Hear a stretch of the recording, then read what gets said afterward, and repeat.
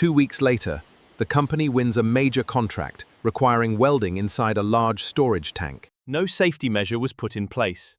They were all in a hurry to start and finish the job. A risk assessment, no confined space entry permit, and atmospheric gas testing. Stop this work immediately! Where is the permit? Where are the gas test results? Where is the rescue team?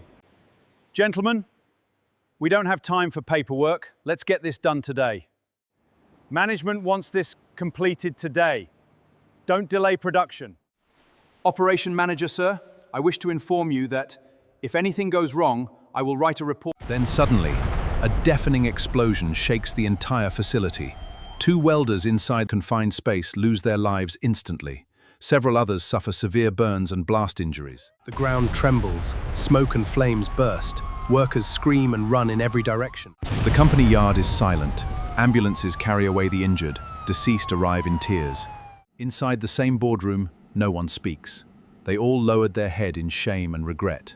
The lead investigator breaks the silence. Our findings show multiple violations. There was no confined space permit, atmospheric testing, and no ventilation. No emergency rescue arrangement, continuous gas monitoring, and effective supervision. This tragedy was entirely preventable. Daniel, you warned us. We thought safety was expensive. Today, we have lost 2 employees. I would give anything to go back and make a different decision. Unfortunately, sir, safety always seems expensive until an accident proves otherwise. Every major workplace disaster begins with a series of ignored warnings. Safety is not an expense. It is an investment in human life. Equipment can be replaced, buildings can be rebuilt, money can be recovered.